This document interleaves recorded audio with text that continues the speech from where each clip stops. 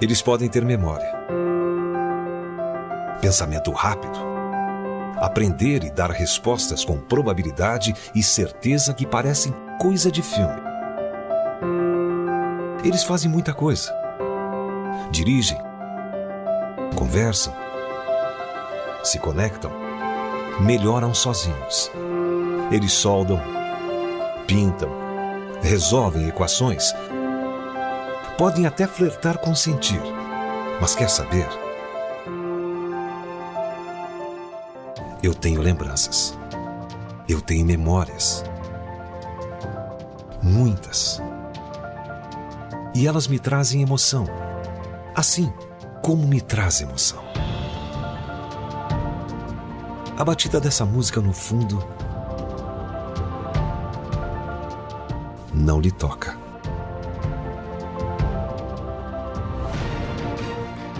Tocar é humano.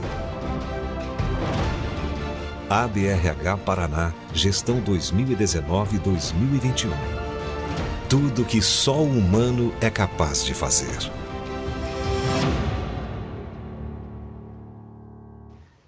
Então, boa noite a todos e todas. É um prazer estar aqui com vocês. Eu adoro esse filme, esse vídeo. Todas as que eu assisto, eu me emociono. Desde a primeira vez, quando foi apresentado na posse, né, dessa nova diretoria, ele sempre me emociona porque ele traz muito forte, né, uma capacidade, uma questão dos seres humanos que é extremamente significativa na nossa vida e que tem feito muita falta, né, que é o tocar, né, é o sentir, o toque de uma outra pessoa. Então, sejam bem-vindos e nós vamos dar início hoje à live sobre liderança digital, mas antes nós queremos apresentar a programação do mês de junho, que já está prevista e que está super, super interessante.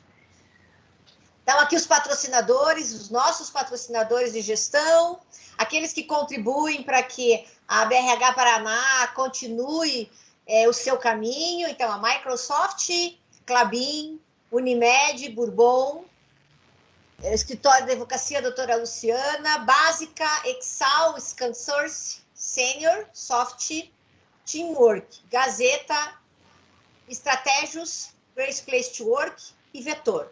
Esses são os nossos patrocinadores de gestão, empresas que acompanham, né, a BRH já fazem anos e que efetivamente fazem parte do nosso dia a dia na instituição. Não podemos deixar de falar do Compar, o 16º Compar, que vai acontecer em setembro e que esse ano vem com uma nova roupagem, um novo olhar cuidadoso para as pessoas, sempre cuidando do encontro presencial, que ainda não pode acontecer. Então, já tivemos o Plantar, que aconteceu em maio, que foi o pontapé de largada, né, para a nossa preparação para o Compar. Agora, em junho, o encontro é exclusivo para os patrocinadores de gestão, mas em julho já estaremos nos encontrando com todas aquelas pessoas que têm interesse de compreender um pouco mais o que vai acontecer no Compar. Não deixe de fazer as suas inscrições, com certeza será muito interessante. Então, dia 6 de julho teremos o Germinar, dia 26 de agosto o Florescer, e dia 21 de setembro, o Colher, quando acontece oficialmente o Compar, no mês de setembro, na chegada da primavera, no colorido das flores. A cidade de Curitiba fica muito bonita, porque nós temos muitas árvores, muitas plantas. Eu sou uma apaixonada por caminhar nas ruas nessa época do ano, para ver a explosão das cores da natureza, que é extremamente significativa para nós. Então, estejam conosco no Colher, dia 21 de setembro, e não deixem de participar dos outros eventos. Compar Paraná também é promovido pela BRH, tem como organização a Ampli Eventos e como patrocínio a Lima Lopes Cortella e apoio do Conselho Regional de Psicologia do Paraná. E aqui a gente não pode deixar de falar. além do evento de hoje, eu estou com o prazer de poder mediar a conversa entre a Leia e o Augusto Dotti. Eu vou contar um pouco para vocês sobre o currículo deles daqui a um pouco.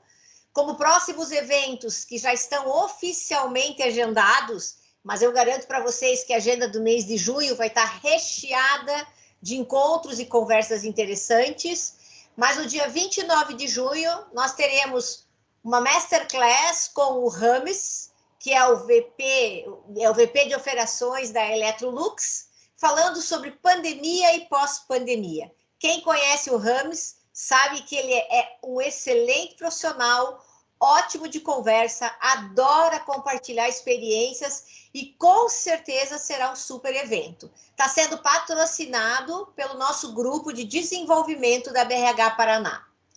E nos dias 15, 16 e 17 de junho, quem tem interesse em conhecer um pouco mais a ferramenta comportamental DISC não pode perder a certificação em formação em gestão comportamental da eTalent, que fará sobre o DISC, trabalhando o módulo de atração em formato EAD, é aquilo que nós podemos fazer hoje, mas as formações online estão funcionando com excelência e com certeza essa também assim será. E existe uma promoção especial para todos aqueles que são associados da BRH Paraná. Então, para os associados da BRH Paraná, a ETAD está oferecendo um valor especial, mas esta formação, essa certificação, ela é aberta a todas as pessoas, a todos os profissionais que tenham interesse em conhecer um pouco mais essa ferramenta que faz toda a diferença no nosso dia a dia. Certo, Leia? Certo, eu sou assim, eu sou suspeita de falar, porque eu sou uma grande usuária, e eu trabalho com os conceitos direto, é o meu dia a dia, tanto nas consultorias quanto na docência. E meu também. Então, vamos lá. Para que a gente possa dar início a essa nossa conversa, que com certeza será muito interessante. Ontem a gente fez uma reunião, né? Eu, o José Guinaldo, a Leia e o Augusto, para poder começar o aquecimento para essa conversa de hoje. E para começar, eu quero fazer uma apresentação, contar um pouquinho da história, né, desses dois profissionais que estão conosco aqui hoje, para poder compartilhar a sua experiência, as suas ideias, os seus conhecimentos, que são fundamentais, né, quando se trata de comportamento humano. Então, a Leia Cordeiro, que é proprietária da LCGRH, consultoria em gestão de pessoas. A Leia é uma grande amiga, somos companheiras de curso, companheiras de trabalho, companheiras de GDEP, então a gente se encontra todo mês, a gente tem um bate-encontro, né? Antes era presencial, agora estamos no virtual. A Leia trabalha com implantação e reestruturação da área de gestão de pessoas, com ênfase em gestão por competências, programas de treinamento e capacitações para gestores e equipes, coaching, mentoria, pesquisas de clima e cultura organizacional, mapeamento de perfil, executive search, entre outros. Então, vocês já conseguem ver que a Leia está com muita experiência e muito disposta a compartilhar conosco aqui hoje. Também é docente de pós-graduação e mestrado, então agora nós estamos iniciando juntas, né, uma pós-graduação na Escola Politécnica da PUC Paraná. Vivência de mais de 40 anos na iniciativa privada e pública, atuante na BRH Paraná, na BPW Curitiba, no Grupo Mulheres do Brasil, GDEP e colunista voluntária da revista A Empreendedora. Isso quer dizer que a Leia nunca para quieta. Ficar quieta não faz parte do meu perfil. Exatamente. E aí temos também o prazer de estar aqui com o Augusto, psicólogo clínico, Augusto Dotti, psicólogo clínico e organizacional, formado pela UniUesc, MBA em Mate pela Fundação Getúlio Vargas, do Rio de Janeiro, foi diretor de RH em várias empresas e grupos, como destaque aqui o Grupo Berlanda, e recebeu a premiação de melhor RH do varejo nacional nos anos de 2006 e 2007, pela revista Isto é Dinheiro. O Augusto é especialista e consultor do método de avaliação comportamental DISC, pela eTalent, especialista em desenvolvimento humano, então é uma outra fera em comportamento humano, e diretor da e-Talent para os estados do Paraná e Santa Catarina. Aqui falta pegar o Rio Grande do Sul, para o Sul ser todo seu. Ok? Então é um prazer estar aqui com vocês hoje. Eu vou estar mediando essa conversa. Quero que todos estejam à vontade para fazer perguntas, fazer comentários. Eu vou estar trazendo as conversas aqui para o Augusto e para a Leia, quando vocês quiserem fazer perguntas ou quando quiserem fazer algum comentário sobre o que nós estamos conversando. E para começar a esquentar esse bate-papo, eu gostaria de ouvir de vocês como nós podemos olhar com atenção e cuidado para os aspectos da liderança de pessoas neste momento da gestão digital. Quais são os desafios, quais são as grandes oportunidades que estamos vivenciando? Bom, quero começar um pouquinho, né? Depois aí né, o Augusto fala, a gente vai bater um papo, né? Acho que assim, gostoso é isto, né? Porque faz parte do nosso dia a dia, então conversar sobre isso. Então, o que eu vou trazer são, além de questões, né, que estão sendo colocadas por aí, né, no que a gente fala em termos teóricos, né, mas principalmente vivenciado isso... Só um pouquinho, Leia. Eu vou pedir para vocês fecharem os microfones, porque as conversas paralelas interferem um pouco, a gente não consegue escutar, né, o que eles estão falando. Por favor. Leia? Ok. Então, trazendo muito assim, a partir então, dessas questões que nós temos vistos, que têm sido comentadas, né, nos diversos meios, mas o que está sendo aplicado e como isso está repercutindo. Né, dentro dessas atividades que a gente faz, tanto na iniciativa pública quanto privada, né, tanto na consultoria quanto na docência, né, então nós temos contato com empresas de todos os segmentos, né, de vários portes, e aí, a princípio, né, a realidade, né, acaba tendo uma base de igualdade, mas que teve repercussões muito diferentes, em função da infraestrutura que as empresas tinham, ou com as instituições que elas tinham, e de como ela já trabalhava com o RH. Né? Então, a forma com que esses impactos vieram depende muito de como elas já eram antes. Né? E aí, lógico, né? De acordo com o que elas estavam. Algumas até, num primeiro momento, teriam uma facilidade maior para poder fazer as adequações, só que elas demoraram para ter algumas respostas. Outras até tinham, a princípio, uma dificuldade maior, mas foram atrás disso muito rapidamente e conseguiram dar essa virada mais fácil.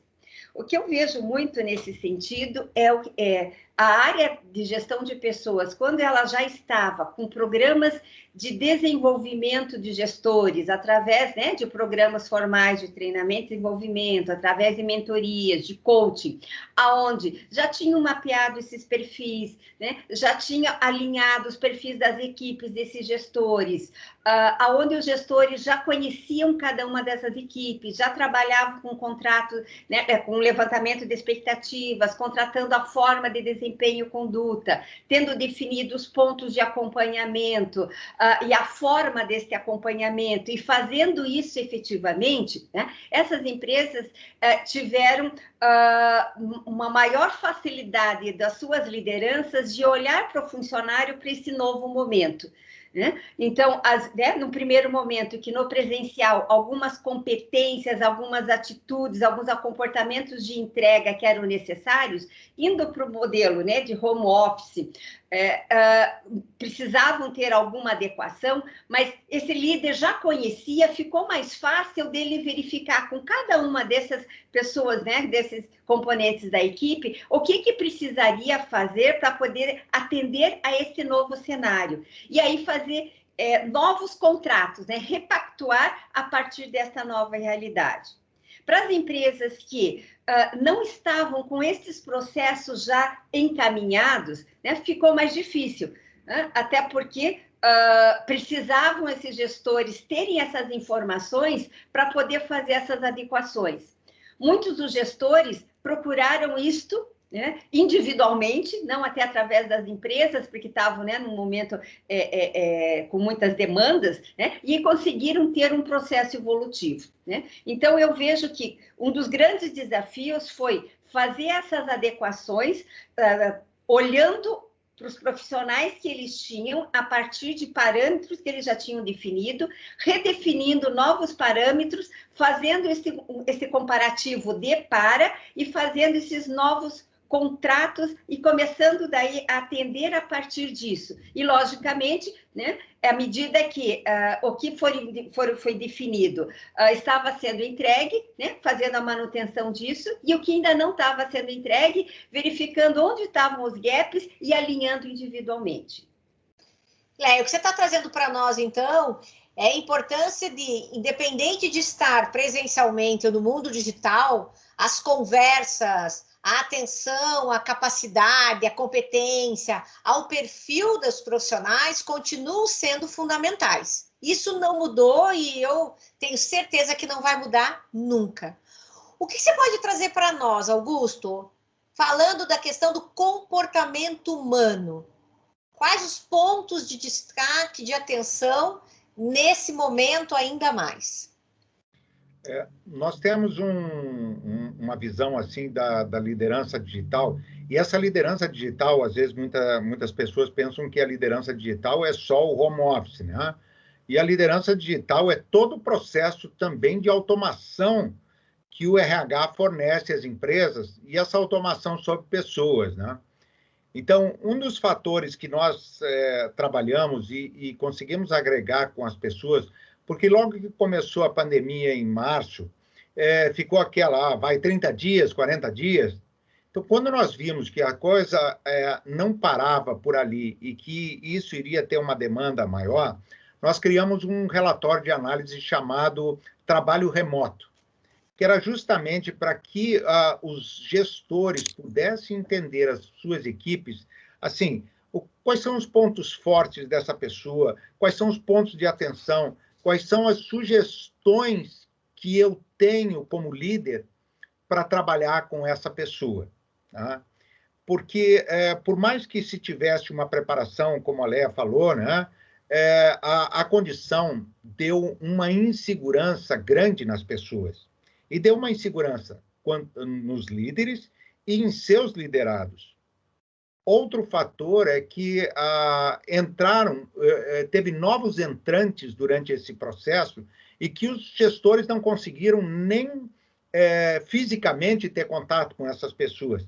Então, esse processo digital de fazer esse onboarding com as pessoas, de conhecer o perfil de quem está entrando, de ter já sugestões, porque a gente tem uma frase muito forte dentro disso, que é, dentro da liderança, nada mais desigual que tratar os desiguais igualmente.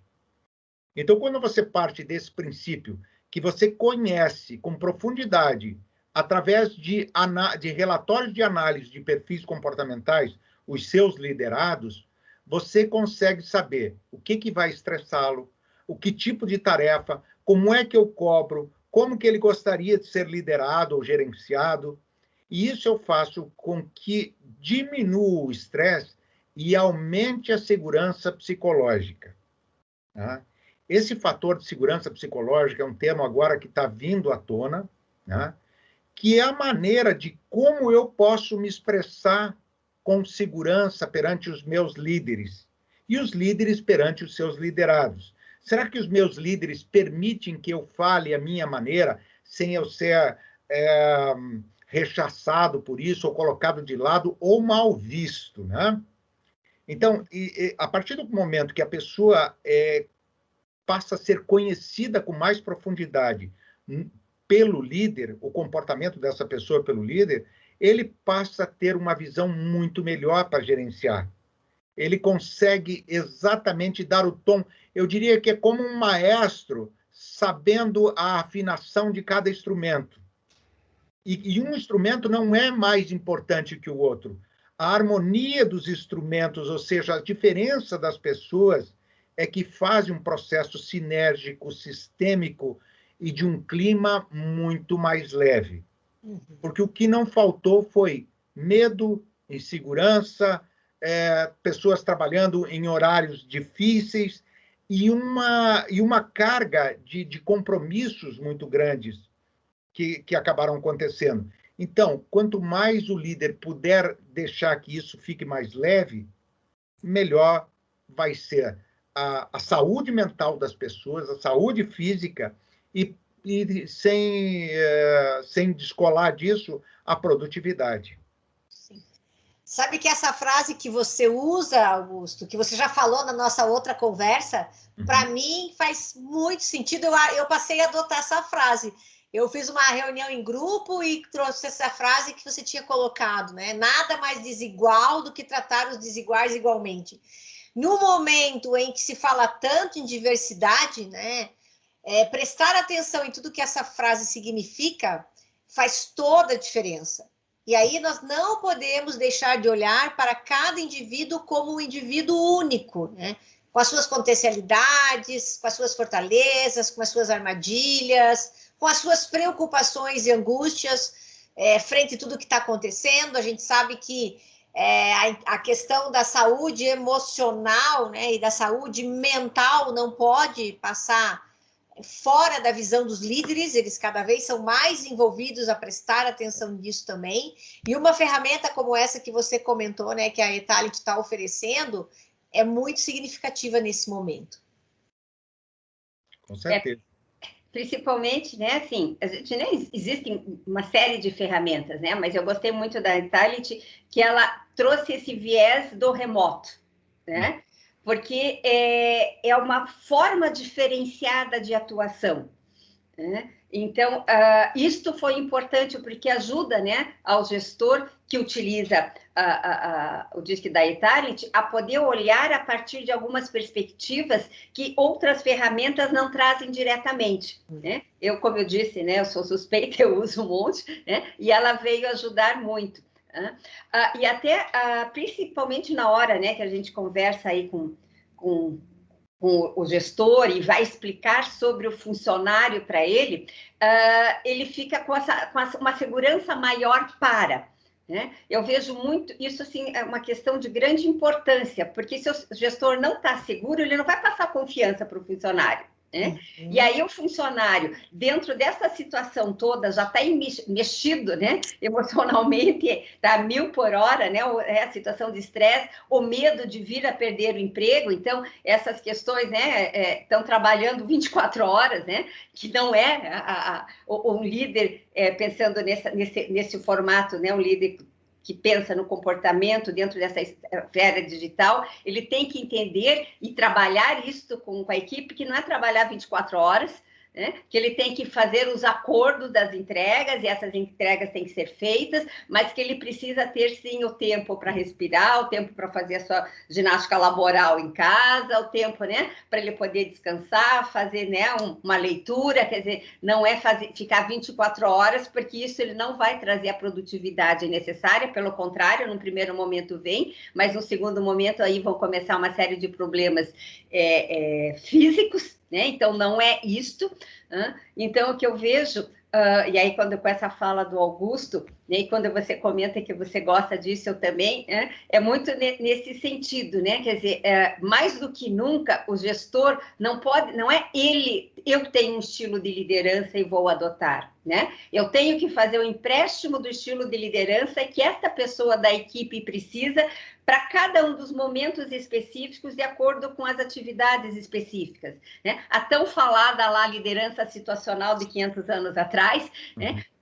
Continua sendo tão presente quanto, né? Fazendo aí alguns links com algumas abordagens trazendo na forma da condução, mas continua valendo aqueles princípios todos, né? Não posso fazer, né? Não é o meu jeito de ser. Não, eu tenho o meu jeito de ser, ok. Mas, né, com o Joãozinho, com a Maria, com o José, na atividade A, B ou C, né? São formas diferenciadas. Por isso, né, que seria injusto se eu tratasse todos da mesma maneira em todos os momentos. Uhum. Os princípios da liderança do monge executivo, né, de James Hunter, é a liderança situacional, né? A liderança servidora nada mais é do que a liderança situacional, né, remodelada ou vista com outro olhar, mas tem no mesmo significado, né, do olhar cuidadoso para a diferença das pessoas.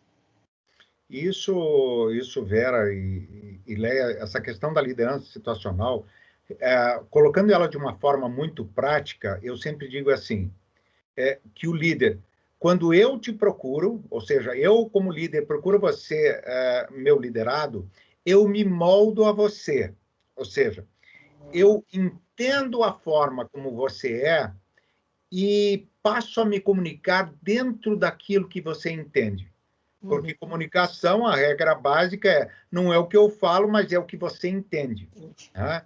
Então, quando eu sei como você entende, e às vezes tem pessoas que, colocando um exemplo, gostam de uma coisa mais detalhada. E eu posso ser muito objetivo como líder. Se eu for muito objetivo com aquela pessoa, nós vamos ter uma comunicação truncada. Ele vai dizer que me entende, mas, na verdade, não me entende, né? Tem vergonha de dizer que não entende. Porque as pessoas, o ser humano tem uma condição assim, de perguntar de pronto assim, você entendeu?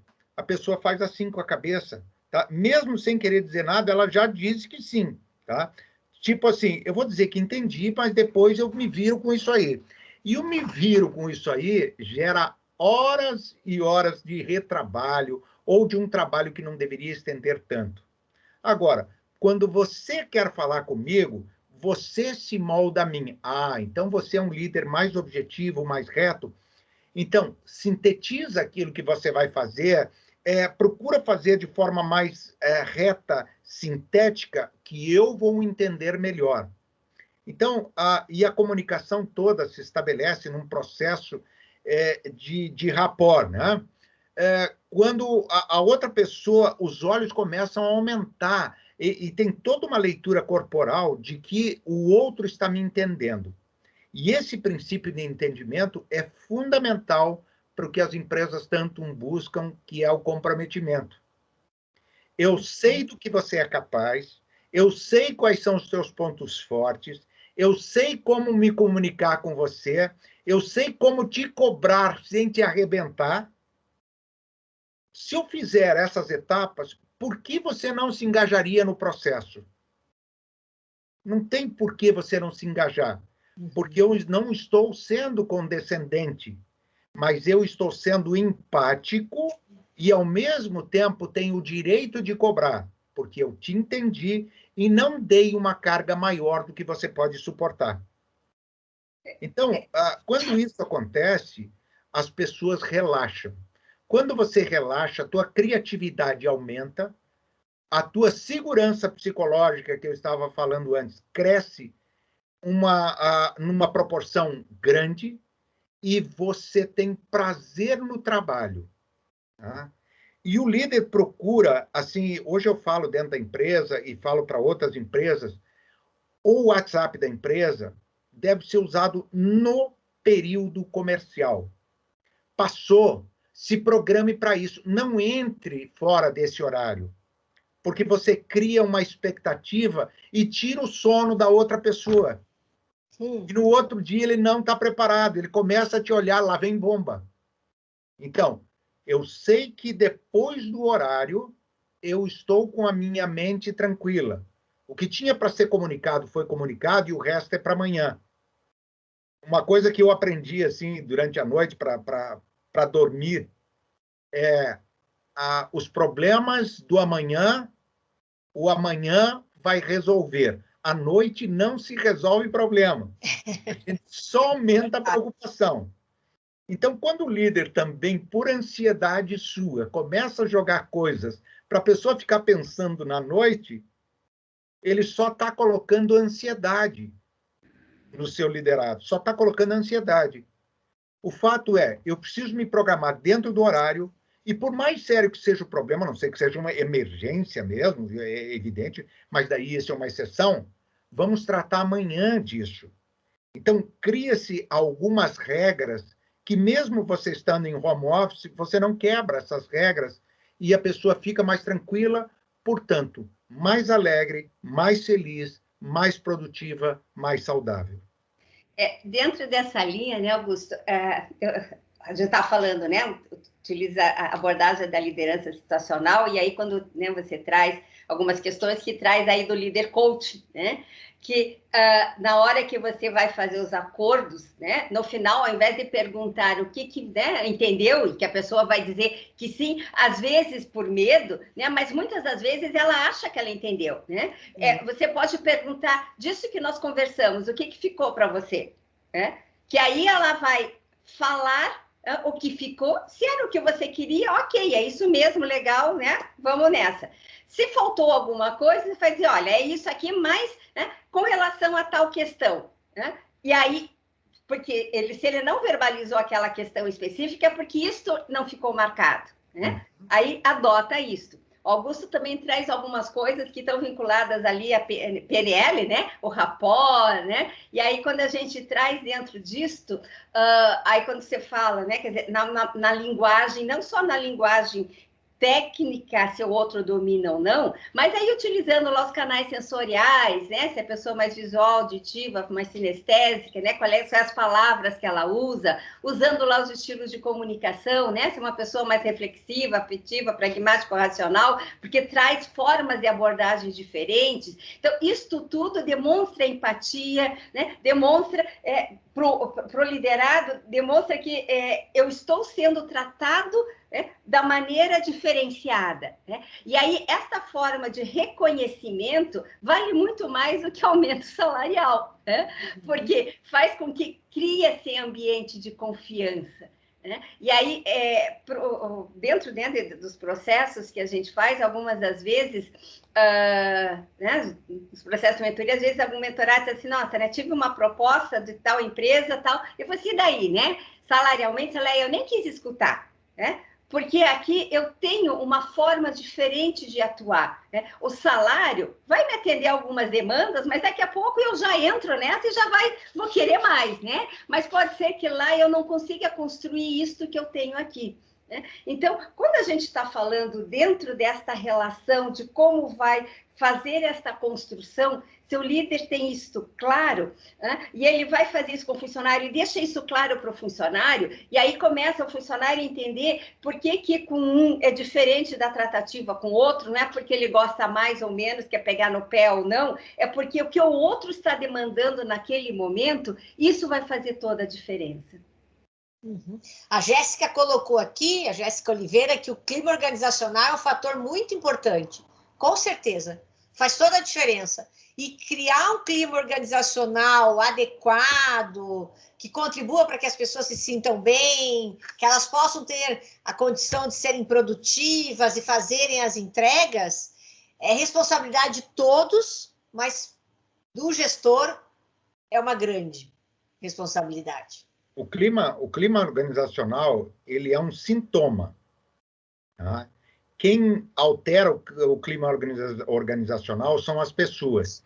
Então, se eu tenho uma equipe atropelada pela insegurança, pela pressa, não confundir a agilidade que nós estamos tendo nos dias de hoje, né? Mas a pressa, às vezes, atabalhoada, a irritabilidade, porque as pessoas não fazem aquilo que eu quero, não fazem do jeito que precisa, e do jeito que precisa, muitas vezes é do meu jeito, né? Então, é o meu estilo de liderança, e isso faz com que o clima seja alterado.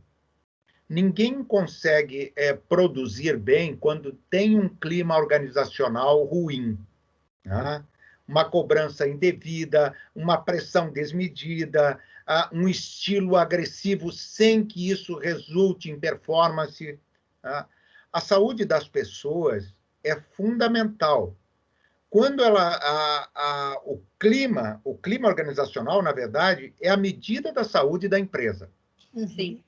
Se eu tenho um clima organizacional cheio de problemas, é porque as pessoas estão doentes. E doentes do ponto de vista, assim, elas não estão sabendo lidar consigo mesmo e, por isso, passam para os outros as suas angústias, seus medos, suas crenças e suas culpas. E isso cria um ambiente pesado. Nós não vamos encontrar clima perfeito. Mas quando os líderes procuram o processo de autoconhecimento, eles começam a se entender por que agem assim. Eu já trabalhei com vários líderes no qual, quando conseguiram se entender melhor, diziam, eles se expressavam da seguinte forma: agora consigo entender por que eu atropelei aquela situação, por que eu passei por cima daquele, por que eu fiquei impaciente, por que eu fui muito condescendente. Quer dizer, todas as coisas que eu não deveria ser por certas coisas que estão no meu comportamento. Então, não existe um estilo de liderança. Muitas empresas olham assim, qual o estilo de liderança ideal? Quer dizer, tudo depende do quê? Da cultura da sua empresa, do tipo de equipe, qual a missão que você tem que atingir. Então, todos esses fatores, sua equipe é madura, não é, né? Todos esses fatores fazem com que você tenha um estilo de liderança. Então, eu posso ter do líder mais agressivo ao líder mais passivo. Tudo depende de como eu vou fazer e com quem. E, para isso, preciso me conhecer e preciso conhecer minha equipe. Com certeza. O autoconhecimento continua sendo o caminho para todas as portas. E é incrível, né? Porque nós estamos, né, em 2021 e se fala isso há milhões de anos e até hoje, né, continua sendo assim premissa básica, né, e nós cansamos de ver líderes que não se conhecem. E aí, como é que você vai trabalhar com o outro se você não tem as tuas perspectivas, primeiro, não são conhecidas, então você não está se aprimorando a partir disto, e aí você não consegue nem observar o outro. Né? Então, as coisas entram num automático, e se ele está no automático, ele não está sendo um líder. Então, ele tem que fazer a construção mesmo. Nós falamos muito de pontos fortes, né? Os nossos talentos, nossos pontos fortes, que são importantes a gente ter o conhecimento, e principalmente de saber dosar esses pontos fortes, porque a hora que eu uso com muita frequência, né? Com muita duração em todos os contextos e com muita intensidade, essa força, esse ponto forte vai se transformar numa força exagerada que vai ser prejudicial. Por exemplo, se eu tenho um ponto forte, autoconfiança, e eu uso com frequência, com intensidade, com duração em todos os contextos, o outro me vê como? Como arrogante, né? E ele vai me responder arrogante. Né? E aí vai gerar todas as situações de conflitos, né, vindos dessa forma de leitura do outro, porque o outro vê o quê? O meu comportamento, né? E não a minha intenção, e nem a minha motivação. Né? Então, dentro disso também é importante, porque nós falamos, e quando você começou com os processos, né, de coaching, de mentoria mais fortes, sempre se fala, né, vamos potencializar, né, vamos utilizar os seus potenciais, os pontos fortes. Ok, temos que trabalhar isto, mas a pessoa tem que ter essa consciência que, se ele usar, né, nessas 4 dimensões, ela vai usar isso como exagero e isso se transforma no seu pior problema. Né? O que ela tem que entender e ela pode usar esses pontos para poder potencializar outras forças que não são tão fortes. Então, a minha autoconfiança vai fazer com que eu potencialize, digamos, o detalhismo que eu precisava ter, que não é um ponto forte meu, mas que para aquele momento é necessário. E como eu tenho autoconfiança, eu sei que eu posso, se eu for atrás e me desenvolver, eu consigo trabalhar isso bem, né? Então, entender isto, né? E você só consegue entender se você for atrás de um processo de desenvolvimento. Nós fazemos uma analogia nos cursos, nos workshops que a gente faz, sobre esses comportamentos com temperos. Então, quando a gente diz que tem uma alta dominância, nós colocamos que o tempero da alta dominância é pimenta. Então, a pimenta na comida, ok. Agora, coloque um monte de pimenta, fica insuportável a comida, né? Você coloca na boca, queima, você reclama. E assim, tem o sal, tem o açúcar, tem o limão, que são temperos. Essa parte excessiva é que você se torna inconveniente, né? Então, a comida vai usar determinados temperos? Sim. Passou do ponto, né? Você vê o bom chefe, o bom cozinheiro, pelo nível de tempero que ele põe na comida, que é exatamente de acordo com o paladar que você precisa. Agora, você excedeu o produto que você está fazendo, pode ser a melhor comida do mundo. Usou pimenta demais, sal demais, ou seja, que são esses comportamentos, ficam fora de medida. E essa questão, voltando um pouco na questão do autoconhecimento, existe um fator psicológico por trás. Por que a maioria das pessoas não vão se autoconhecer? Porque se conhecer tem por trás uma certa dor, né? Porque eu descubro os meus pontos que eu tenho de força, também descubro os meus exageros e também descubro aquilo que não é tão legal, né? E nós temos uma idealização de nós mesmos, assim, poxa, eu não gostaria que alguém dissesse que isto aqui não é legal em mim. Coloca o dedo na ferida, né? Isso. Então, mas só que, fazendo uma analogia, é como se você fosse ao médico e você entregasse os exames que você fez para o médico e dizer para o médico, não me conta tudo. Dá uma aliviada no que eu tenho nos meus exames, ou naquilo que eu faço. Se eu tenho uma doença, não me conta toda ela, me diz que ela é mais fraca, me diz que... Ou seja, o médico vai ter que ser sincero ao ponto de dizer exatamente o que você tem, para que você tenha essa dor que você está sentindo e que essa dor possa ser amenizada e até curada. Mas, para isso, eu preciso bagunçar a minha casa para limpar. Eu preciso mexer com o meu emocional para poder curar. Então, o ser humano vive, sempre tem polos na sua vida. Para conhecer o que é felicidade, eu muitas vezes tenho que ter passado pela tristeza. Para saber essa dualidade, para ter o valor disso. Então, o processo de autoconhecimento faz parte de maturidade psicológica. Quanto mais maduro, mais maturidade eu tenho, mais eu entendo que isto que está sendo mostrado não é para me destruir, é para me construir de uma outra forma, é para me construir um ser melhor. Mas, para isso, eu preciso desconstruir algumas coisas, desconstruir algumas crenças de mim mesmo, medos, culpas, para me tornar um ser humano melhor. Só que isso dói. E outro ponto é que o ser humano é extremamente imediatista. Então, e o imediatismo traz, eu sou assim, eu sei lidar com o que eu sou assim, eu sei lidar, entre aspas, porque me dói, mas eu suporto a dor que é minha, quer dizer, eu entrei num processo de normose, eu acostumei com o que eu chamo de normal, eu acostumei com a dor que eu tenho e que eu proporciono aos outros. E eu não quero mexer nisso, porque acho que vai doer mais. Mas a questão é, você passa pelo processo, você se conhece melhor aos outros, e como se insere nisso, e isso resulta num ser muito mais leve depois. E o líder tem que, né, quer dizer, fazendo isso com ele, trabalhar dessa mesma forma com cada um dos integrantes da equipe, propiciando para que esse integrante também tenha essas mesmas percepções, se conheça, faça as adequações, e aí, a hora que eles fizerem esses acordos das formas de tratativa, fica leve para todos os lados, né? Não fica aquelas coisas, o líder com receio de dizer, né? E o liderado com receio de se colocar, né? Estas coisas estão claras. Minha mãe que dizia assim, o que acordado não é caro. Isso.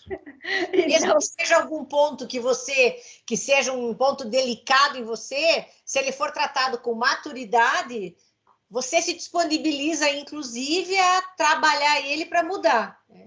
Mas se ele for tratado com imaturidade, não se vai a lugar nenhum. Exatamente. E só quando o gestor faz este caminho do autoconhecimento com ele mesmo é que ele consegue apoiar os seus colaboradores para que também façam esse caminho. Exato.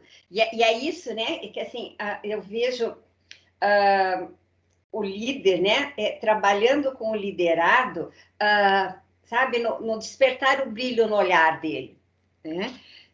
Então, assim, não importa, né? E essa que é a construção, né? Quer dizer, às vezes as pessoas dizem assim, Leia, mas você fala isto porque você não sabe da situação que estão vivendo. Eu falei assim, olha, gente, certamente que tem situações que deixam as pessoas, às vezes, mais mexidas, né?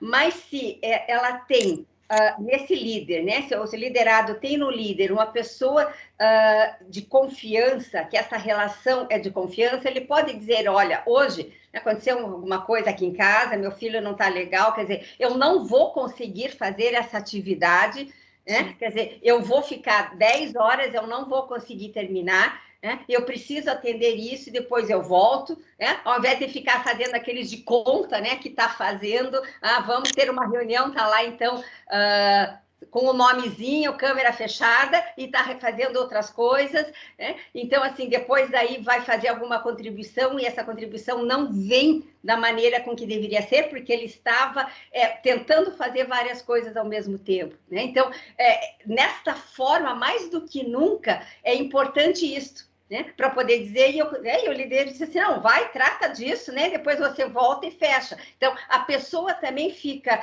mais confortável de resolver, e aí ele volta a 1000 para resolver, né? Então, essas questões, né, de quando a gente...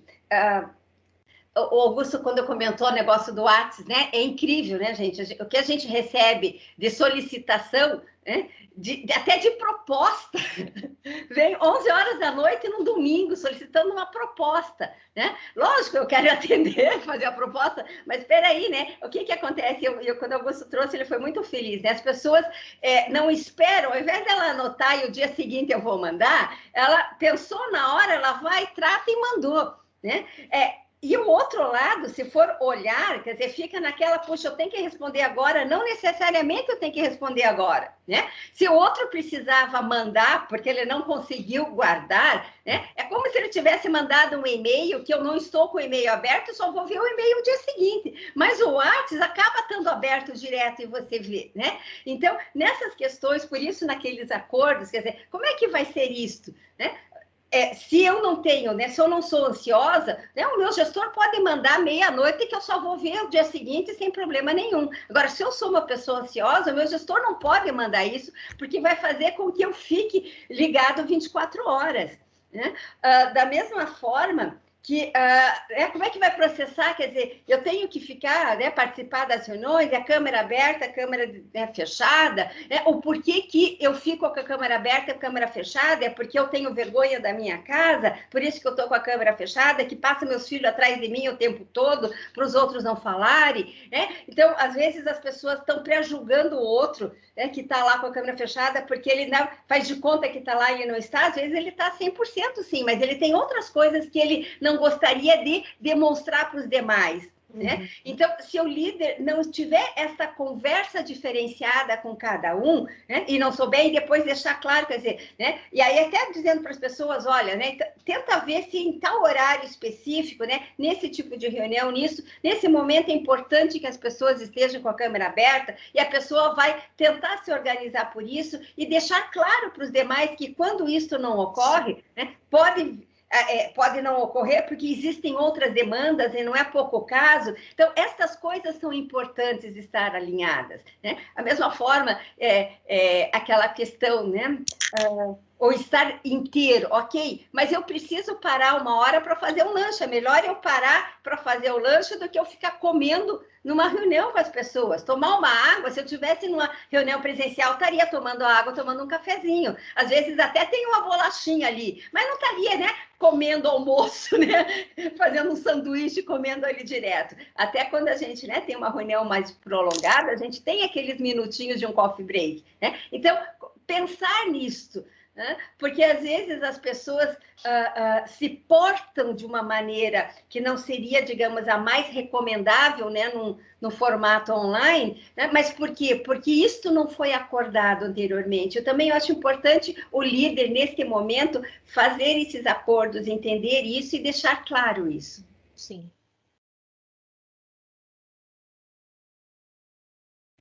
Muitas pessoas falam dessas questões de produtividade, né? Então, nós ainda temos uma mentalidade ainda antiga naquele negócio assim, de que a pessoa tem que trabalhar 8 horas, 10 horas, né? Eu penso assim, eu não quero saber quanto você trabalha, eu quero saber o resultado que você me proporciona. Então, estou respeitando. Se o outro quer dormir 4 horas e trabalhar 4, tudo bem, se nessas 4 ele me dá o resultado. Eu estou citando um exemplo assim mais, assim, mais radical. Mas o que acontece é que eu preciso respeitar as pessoas como elas são e tirar delas o seu melhor. E a gente ainda está com a cabeça naquele negócio assim. Ainda quando eu estou presencial, eu estou olhando o quanto você está trabalhando, o quanto. Porque mesmo se eu estiver presencial, se a pessoa não está comprometida, eu viro de costa e ela me dá uma banana, gente. Tá? Então, porque o comprometimento é o que acontece quando eu não estou. Né?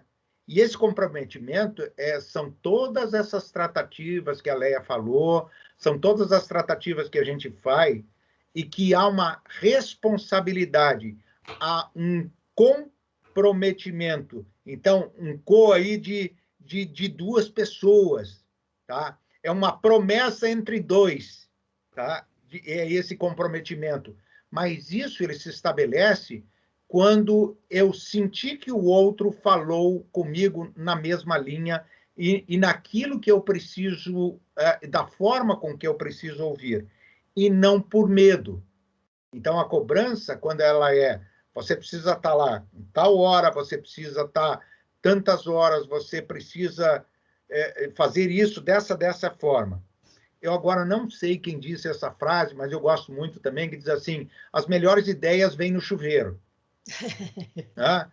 Que é uma hora de criatividade. Por quê? Porque o teu cérebro está divagando. Quanto mais você fica focado em algo e usando o teu lado racional para resolver coisas, o teu lado criativo do cérebro não está ativado. E o nosso cérebro é sequencial do ponto de vista de neurociência. Ele faz uma coisa de cada vez. E quando eu estou com a cabeça aberta, com um pensamento, as ideias criativas começam a aparecer. Então, é o chamado também do ócio criativo, lá do Domênico Domasi, que é a forma também de que, mesmo no ócio, eu estou criando, eu não estou trabalhando, labutando naquele sentido racional e repetitivo, mas eu estou criando. E uma boa ideia me economiza anos de trabalho. Sem dúvida. Então, é isso. Economiza energia de todas as formas, física, mental, emocional. Né? Isso é um ponto importante para se pensar. Por que eu consigo ser mais criativa no chuveiro do que no meu ambiente de trabalho? Né? Isso é um indicativo importante. As pessoas têm que ter esse tempo para si mesma. Né? A Leia falou, é o minuto do cafezinho, é o momento de relaxar um pouco, mas nós precisamos disso. Trabalhar na carga total o tempo inteiro só nos transforma em burros de carga. Exato. E é só força. A diferença do ser humano é ser inteligente. E ter a capacidade de ser inteligente é usar da criatividade, é usar do nosso cérebro não só racional, É deixar que as emoções nos permeiem, que a gente pense e estar aliviado da carga. Quando você está sob tensão, o teu cérebro não funciona direito para essa área criativa. Você precisa ter uma fluência. Tem uma parte que se falava do Da Vinci, que ele vivia, assim, momentos de estado de flow, né?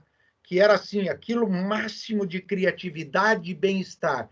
Ele chegou a passar 3 dias e 3 noites sem dormir e sem comer, fazendo um determinado trabalho. E aí, isso, numa pessoa olhando assim, mas isso é exaustivo. E para ele não foi. Não foi porque ele estava tão envolvido naquele processo de estado de flow, uma fluência tão grande e criativa do ser, que o que ele fazia dava tamanho prazer que nem a fome nem o sono apareceu. Então, estou citando um exemplo radical, não é para ninguém ficar acordado 3 dias e 3 noites. Não se empolgue, não se empolgue. Mas o poder criativo de quando nós fazemos uma coisa com alegria, ele se torna gigantesco dentro da gente. O prazer que te dá de fazer aquilo, e isso alivia a tua carga com você, o jeito de conversar com as pessoas é outro, e quando você não está contrariado com aquilo que você faz. Você está fazendo aquilo que você tem mais jeito para fazer, que tenha mais a ver com o seu comportamento, que tenha a ver com tudo. E quando o seu líder entende isso, nossa, aí eu estou juntando a fome com a vontade de comer. Sabe, Augusto, isso eu gosto muito do Disque da Itality, que ele traz os talentos, né? E aí, essa análise, né, é uma ferramenta, assim, uma parte da ferramenta que demonstra isso e que dá para o gestor também fazer algumas análises, né? Puxa, essa pessoa da minha equipe, daqui a pouco tem um talento que poderia, para essa atividade que ela está, não são os talentos maiores, né? Na verdade, os que ela precisa entregar, né, para aqui, acabam sendo os talentos menores dela. Então, fica mais desgastante ela fazer aquela atividade. Não é que ela seja uma pessoa ruim, né? Mas tem muito mais esforço para isso. E daqui a pouco pode ter dentro da área algumas atividades aonde, às vezes no mesmo cargo, às vezes em outros cargos, aonde os talentos dela, os maiores talentos, estejam em outros cargos, outras atividades, que se o gestor fizer essa adequação, a coisa vai fluir muito mais fácil, o resultado vai ser muito maior, a pessoa vai estar mais feliz, né? E aí o gestor vai ter uma equipe com muito mais tesão, né? Desculpe o termo, mas é verdade. É essa coisa, né? Então, eu sempre digo assim, se você levantar, né, hoje, não diretamente ir para trabalhar, né? Tem pessoas que vão trabalhar em casa, então se você levantar, por se arrumar para poder ir por seu home office, quer seja na cozinha, na sala ou no quarto mesmo, né? Mas para trabalhar e te pensar, puxa vida, eu tenho que ir, significa que tem algo que está fora, né? Então, assim, tem que ter aquela coisa, que bom que eu estou indo, né? Como se eu sempre faço a correlação como se eu tivesse, né, que namorar, né? Quer dizer, se você pensar, puxa, eu tenho que encontrar o namorado ou a namorada, é porque acabou essa relação, né? Acaba isso, parte para outra, porque o troço não tá legal, né? Tem que ser aquela coisa, ai, que legal que eu vou encontrar um namorado, a namorada, né? Então, para mim, essa relação com o trabalho tem muito a ver com isso, né? É ter esse brilho no olhar, é ter esse tesão de dizer, puxa, que legal que eu vou levantar, me arrumar para ir lá para a cozinha, mesmo que seja na cozinha de casa, para poder fazer o trabalho, ou se eu estou indo presencialmente para a empresa, né? Ou se eu estou fazendo, quer dizer, eu vou fazer essas atividades, né? Quer sejam integrais, quer sejam parciais, em consonância com os meus colegas, atendendo às demandas necessárias, né? Que isto me dá prazer. Você falou, assim, numa parte aí de esforço, né? As pessoas confundem esforço com força de vontade, tá? Esforço é visto como sacrifício. Eu estou fazendo uma força muito grande para fazer algo. Isso me desgasta.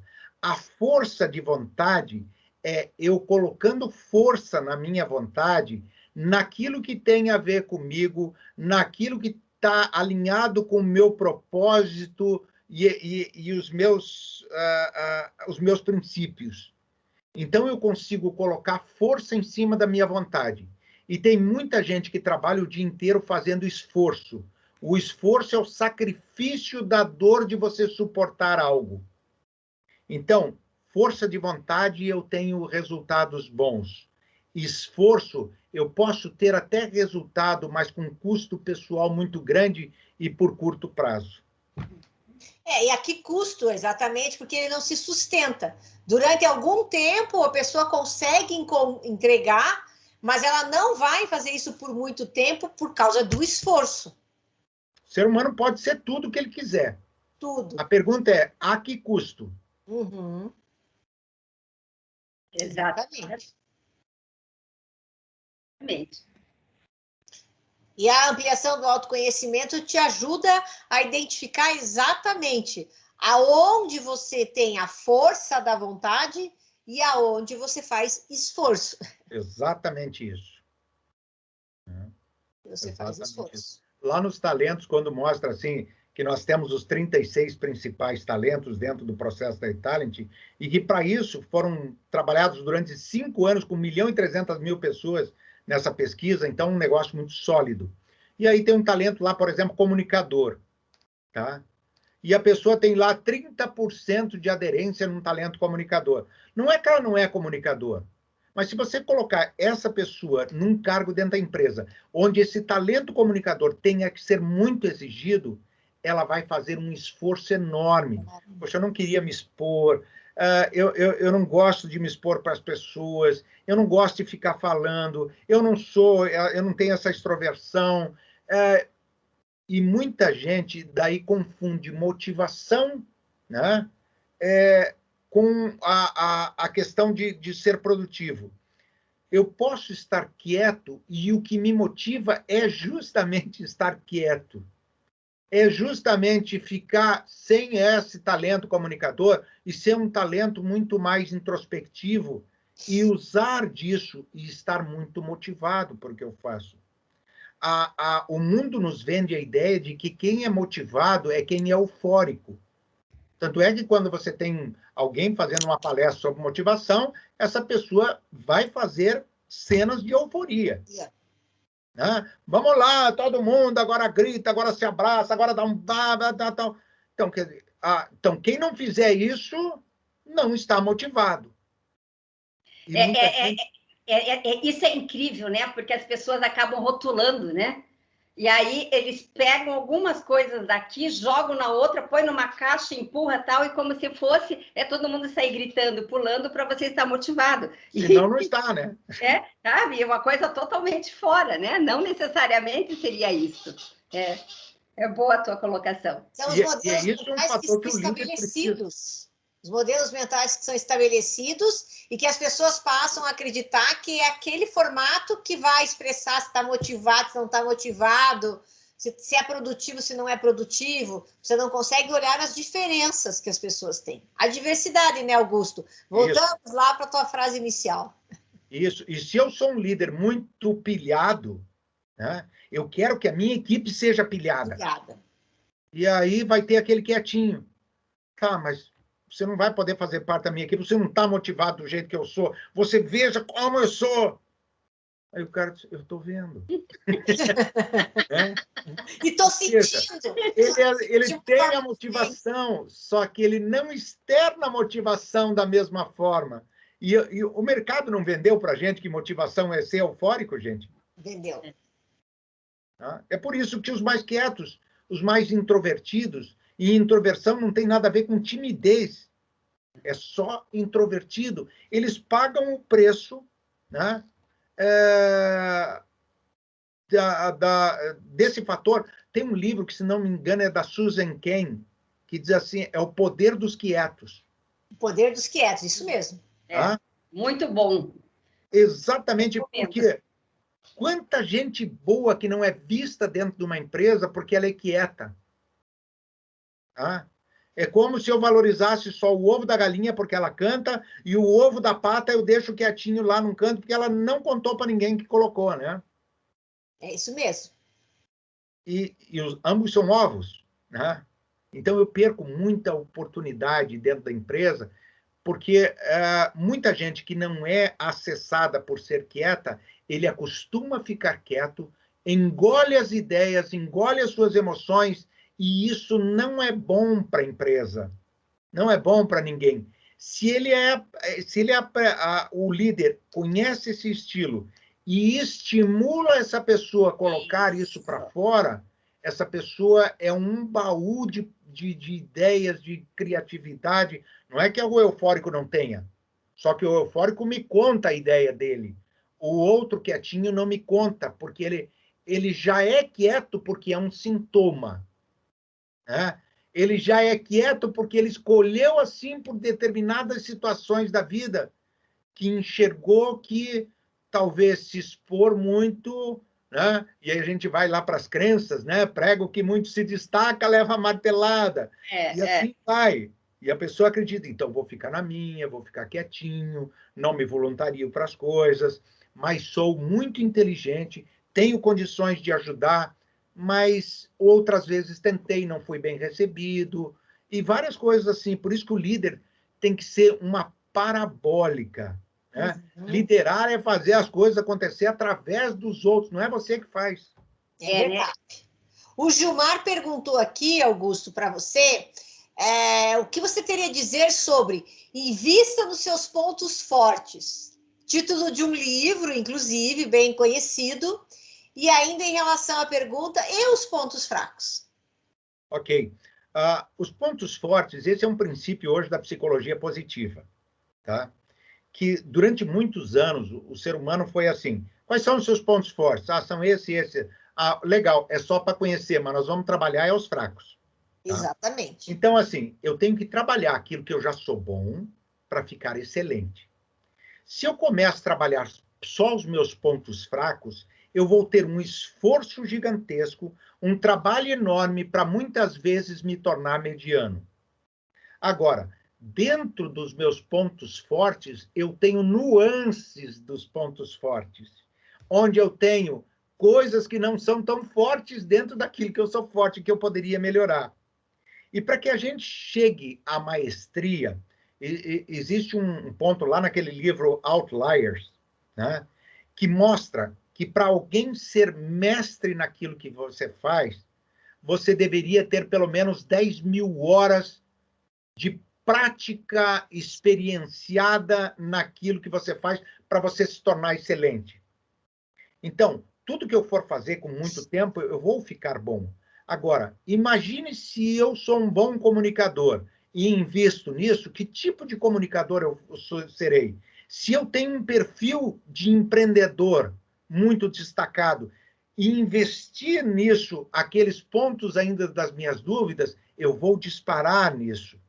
Então, a questão é, não dá para ser tudo, porque os pontos fracos com os pontos fortes são antagônicos no ser humano. Exato. Então, se eu sou um grande comunicador, é meu ponto fraco, por exemplo, não ficar quieto, não querer, não participar, não colocar o que eu penso, tá? Então, eu não consigo manter isso. E ao passo que eu faço assim, se você tem essa parte de comunicação, procure amenizar isso, fique na sua, guarde para você, coloque um pano quente em cima disso, ou seja, abafe aquilo que você é. E você vai se tornar um ser medíocre. Tá? Então, favorecer os pontos fortes é tudo que nós precisamos para nos tornar excelente, não deixando que as nossas fortalezas vão para o lado excessivo, como mencionou a Leia num outro ponto. Tá? O excessivo é aquilo que eu sou bom, pode me transformar em arrogante, pode me tornar uma pessoa em confiança em excesso e uma série de coisas que não seriam interessantes. Exato. Exatamente.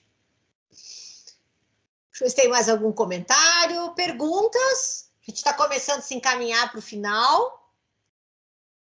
Saber se alguém quer fazer alguma pergunta, fazer algum comentário, quiser abrir o microfone, a câmera. Então, Vera, Pois não. Estou aqui. Vocês estão me ouvindo? Sim, estamos ouvindo. Então, eu entrei um pouco mais tarde porque eu estava na cidade industrial de Curitiba tentando chegar. Foi um horror, me perdoe. Mas esse comentário que o Augusto fez agora sobre essa pergunta que eu coloquei, quando eu fui coordenador de curso, né, por alguns anos na graduação e na pós-graduação, isso tudo que você falou é muito verdade, porque eu tinha professores lá que tinham um grande conteúdo e doutores, pós-doutores, inclusive, mas não tinham essa habilidade de comunicação desenvolvida. Então, você tinha no acompanhamento aquelas avaliações que vinham das turmas, falando exatamente isso, quer dizer, ele tinha conhecimento, conhecia tudo, mas ao se comunicar tinha dificuldade. Então, a que conclusão que você chega? Muitas vezes, nesse caso específico, por outro lado, você tinha professores que não tinham grande conteúdo, mas eram excelentes comunicadores, então eles davam um show em sala, né?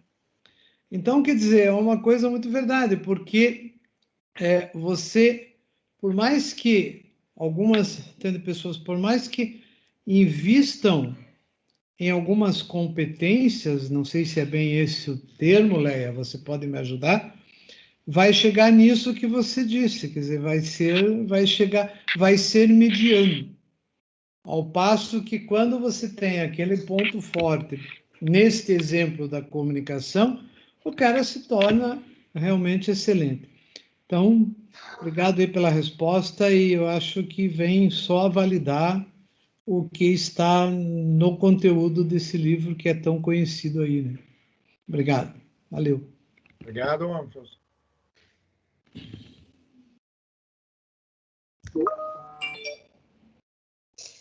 Mais alguma pergunta? Eu repetiria a pergunta. O que você sugere com os pontos fracos?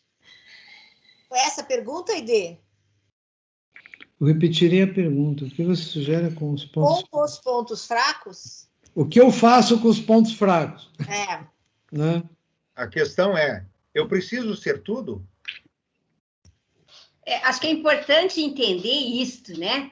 Ninguém é super-homem nem Mulher Maravilha. Né? Sim, não existe isso. Mas então, eu penso que, às vezes, a pessoa tem um rol de pontos muito positivos, mas tem uma outra coisa que impacta no trabalho dele, na performance, ou talvez até no grupo. E qual a sugestão, Augusto, para desenvolver?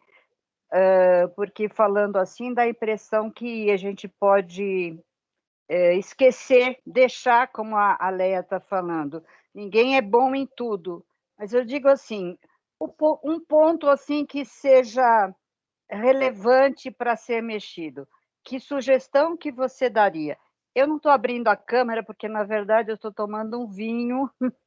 Eu também cheguei atrasada, porque, na verdade, eu esqueci completamente, mas eu estava muito interessada nessa live. Eu vou assistir o comecinho gravado. Aí Deus pelo menos dizer qual é o vinho, né? Olha, meu marido acabou de trazer aqui e eu acabei de pegar, até fiquei um pouco atrapalhada, por isso que está mal escrita a pergunta. Não, estou brincando. Mas basicamente exatamente isso que eu falei. Se a pessoa tem uma coisa de que tem um impacto na performance dele, ou um impacto na equipe, no relacionamento, talvez assim uma pessoa pouco organizada, alguma coisa, mas que seja relevante de ser tratada. O que eu vejo é o seguinte, Aide. Primeiro, assim, quando o Augusto estava trazendo algumas questões, ele estava trazendo questões de contraponto, né? Se uma pessoa é altamente determinada, certamente a sociabilidade dela vai ser baixa. Se é uma pessoa altamente sociável, certamente a determinação vai ser baixa. Não tem como ser 100% em determinação e 100% em sociabilidade. É como se fosse um cobertor de criança. Eu, Leia, né? Você sabe que eu sou baixinha, né? Mesmo eu baixinha, se eu trouxer a cobertor para a cabeça, vai faltar para a perna. Se eu levar para a perna, vai faltar para a cabeça. Sim, né? eu costumo achar que tudo que é exagerado acaba sendo o nosso defeito, né? Uma pessoa extremamente organizada acaba sendo um empecilho para as outras acharem as coisas. Uma pessoa, como ele falou, excessivamente comunicativa, ela não deixa os outros falarem. Uma pessoa, o oposto, extremamente quieta, ele não aparece, ele até gera uma certa desconfiança, né? Então, eu entendo, acredito que os extremos sejam complicadores para uma equipe. Né? Mas a mais ou a menos, concordo. É a mais ou a menos, isso. Vamos supor assim, talvez seja essa a tua pergunta, você falou ali de organização, né? Por Vamos exemplo. supor que eu estou tendo um trabalho e que o meu trabalho exige um nível de organização alto. Mas se eu estou tendo essa falha, é porque eu tenho outros tipos de comportamento. Às vezes eu tenho um comportamento com maior velocidade, mais rapidez, mais agilidade, e pode se juntar com isso um grande nível de comunicação persuasiva e tal. Isso automaticamente faz com que eu desvie um tanto da parte de organização.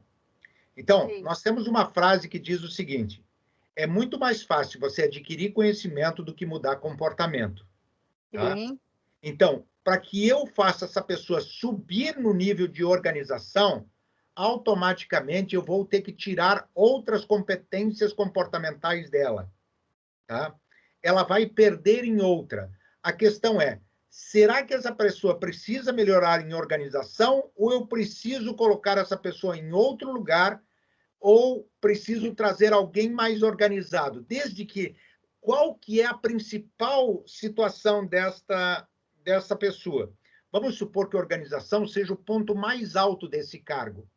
Então, eu vou ter problema com essa pessoa, porque eu vou ter que desenvolvê-la, ela vai ter que fazer um esforço, e esse esforço não é natural dela, e vai fazer com que ela tenha muita dor.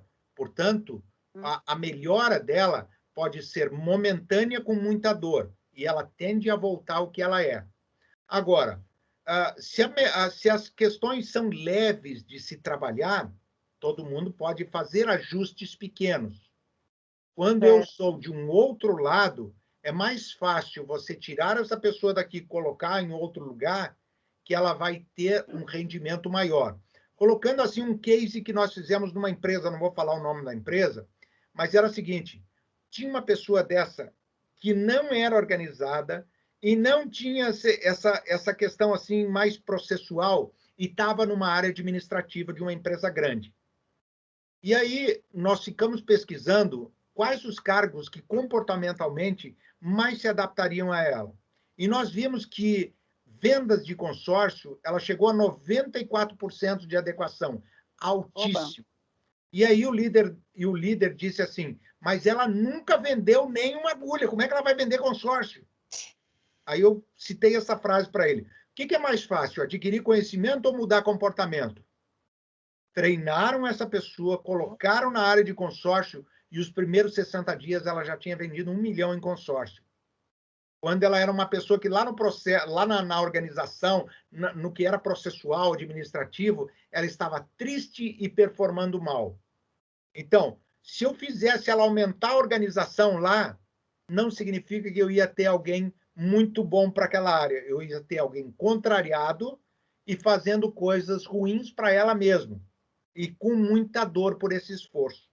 O fato de enxergar onde está o teu comportamento te leva para um campo muito melhor. Uhum. Sim, entendi. Perfeito. Ok? Entendi. Ótimo, obrigada. De nada. Ok, mais alguma pergunta, comentário? Eu queria trabalhar também aqui uma questão aqui, Marilda Corbellini. Tudo bom, gente? Conheço algumas faces aí. Não coloquei também a minha face aí para aparecer, não pelo vinho, gostaria de estar tomando um bom vinho também, mas por outras questões de presença de outras pessoas comigo aqui, então, mas eu primeiro quero parabenizar os colegas, né, tanto o Dotti como a Leia, que são pessoas de uma expressão de muita felicidade no sentido de trazer as colocações. E eu quero colocar, assim, meus parabéns vão para a questão temática desses talentos do líder nesse novo momento, né, do persona ágil, não é? Dessa liderança. O tema é muito apropriado para o momento, quero parabenizar mesmo.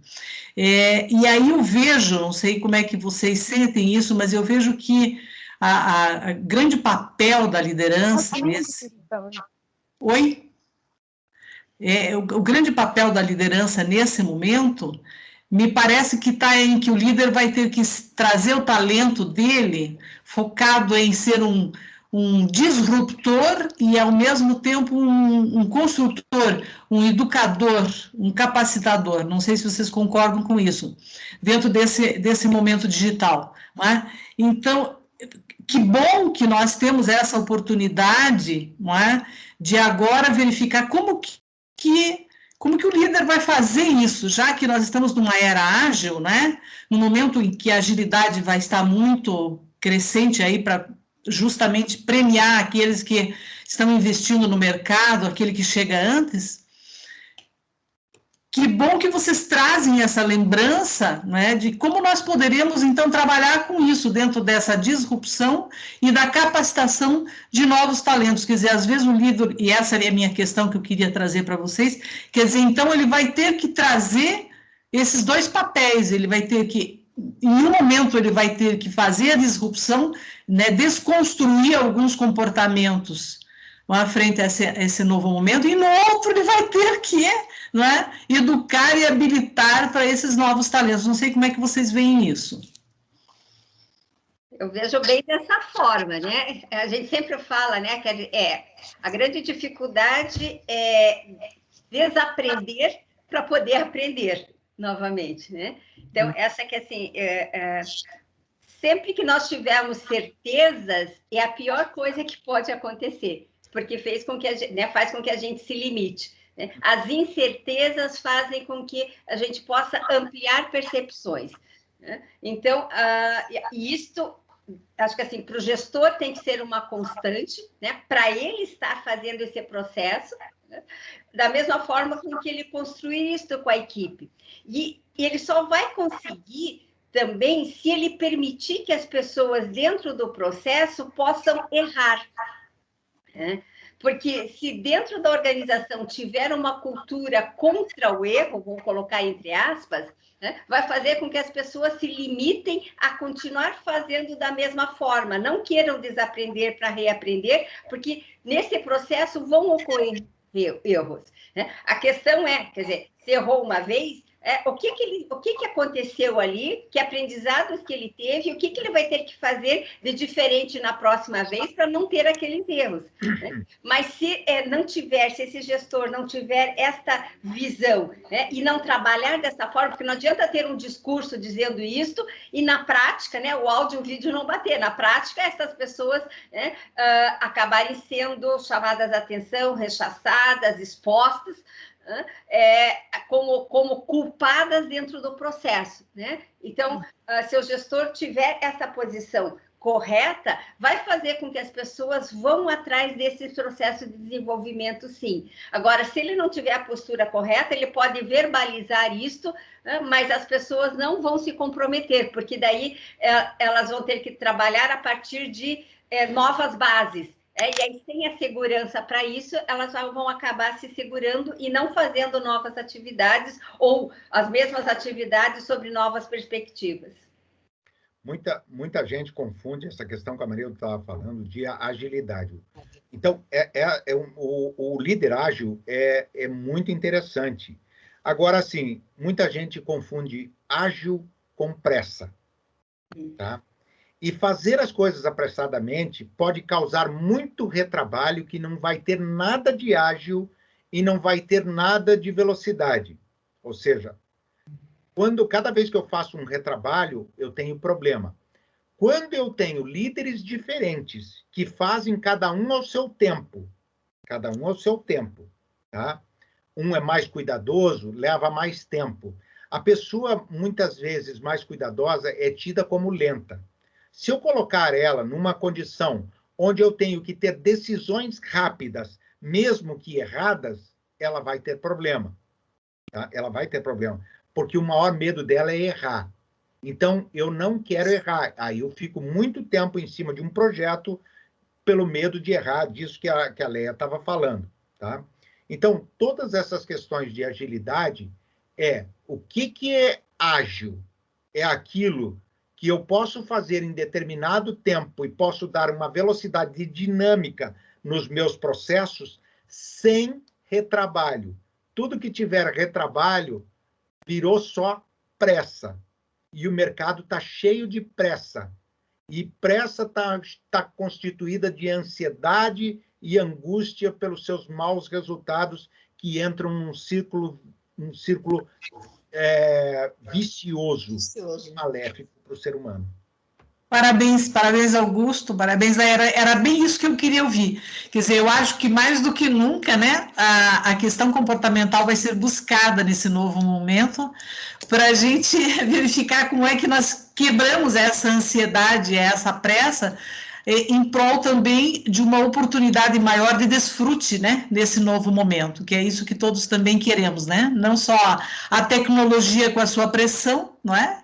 Mas a inserção, o envolvimento do nosso cliente interno para que ele também possa usufruir de toda essa tecnologia, né, que está posta aí. Obrigada mais uma vez. Obrigado pela tua contribuição aí, Maria. Obrigada.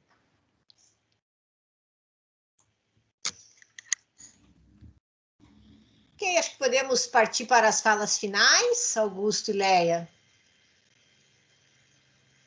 Olha, eu acho assim que a abordagem foi muito boa em relação ao que a Leia fez, cada um com as suas experiências, né? E essas experiências é que se completam, como a Leia disse, ninguém é dono da verdade e a verdade por si só ela não é absoluta. A verdade é mutável de acordo com o tempo e a capacidade que a gente tem de interpretar as coisas. Então, eu fiquei bastante contente de falar sobre esse assunto e trocar experiência com vocês, pelas perguntas feitas, pela condução da Vera. Eu agradeço a todos. Né? Nós vamos fazer, só relembrar que nós temos o nosso curso agora nos dias 15, 16 e 17, que são 7 horas de webinar, e mais todo o trabalho em AD da gestão comportamental DISC. Ok, gente? Muito obrigado, um grande abraço a todos, obrigado pelo convite, obrigado a Leia pela companhia, e agora deixa eu deixar que a Leia faça as suas considerações finais. Gente, então, muito obrigada pelo convite, né? Obrigada por partilharmos este momento, né? Que é aquela que a gente conversou ontem, né? Quando fizemos o alinhamento, vamos conversar, né? E como amigos que somos, né? Além de profissionais da área, nós somos amigos, e aí fica uma coisa gostosa. Então, assim, o que nós compartilhamos com vocês foram essas experiências, as nossas vivências, né? As nossas certezas, entre aspas, né? Dentro dessas questões de incerteza, é uma construção que nós fazemos. Agradeço a participação de vocês, espero ter contribuído com algumas questões, né? Principalmente nesse parar e refletir, né? Como eu estou, o que eu quero, né? Estou alinhado com o meu propósito, tenho isso definido, não tenho, está na hora de definir, já está definido, como estou perante isso, se eu não sei, procurar essas análises, e me trabalhar, e pensar que isso, né? Não, quando a gente está falando liderança, né? A gente está, a princípio, pensa que tem que ter uma equipe direta, mas eu posso partir para a minha autoliderança, né? Então, essas mesmas coisas que nós falamos, né, pensando no líder, ele serve para você fazendo a sua autoliderança. Independente se o teu líder está fazendo a lição de casa ou não, você fazendo a tua autoliderança, né, você consegue ser, né, um exponencial, ser um diferencial, né, e contribuir com essa tua liderança para que ele também possa ampliar e melhorar os resultados. Né? Se você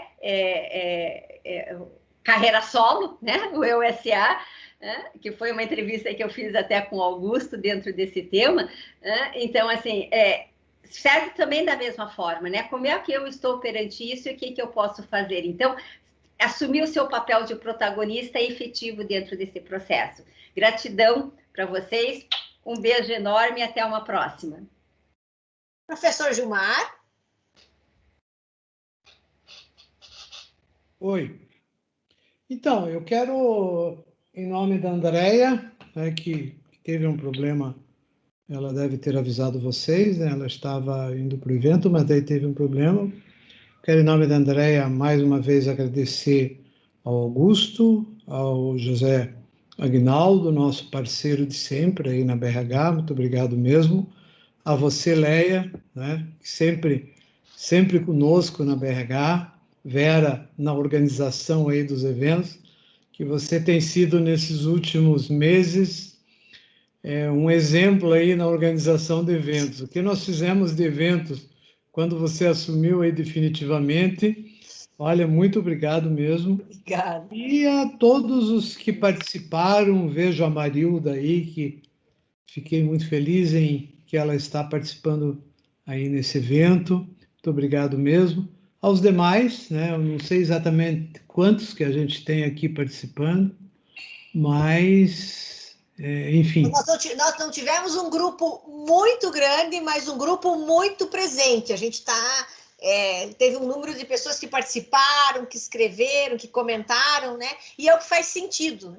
Você consegue trazer as pessoas para a conversa. Foi muito, muito interessante o trabalho que aconteceu hoje, de todas as pessoas demonstrarem seu interesse e se engajarem na conversa. E o mais importante foi essa interação, essa participação. Eu acho que isso é fundamental, né? Então, mais uma vez, obrigado e até o nosso próximo evento.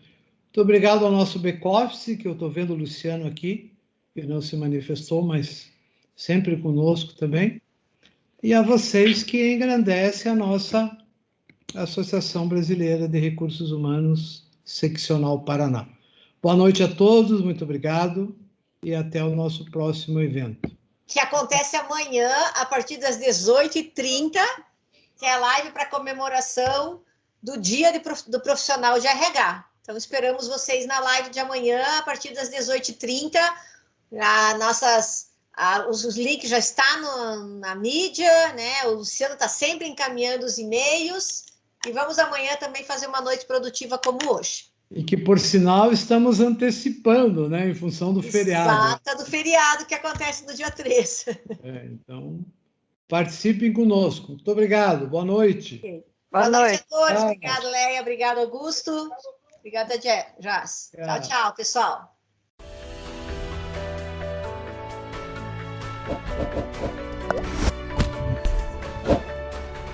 Thank you.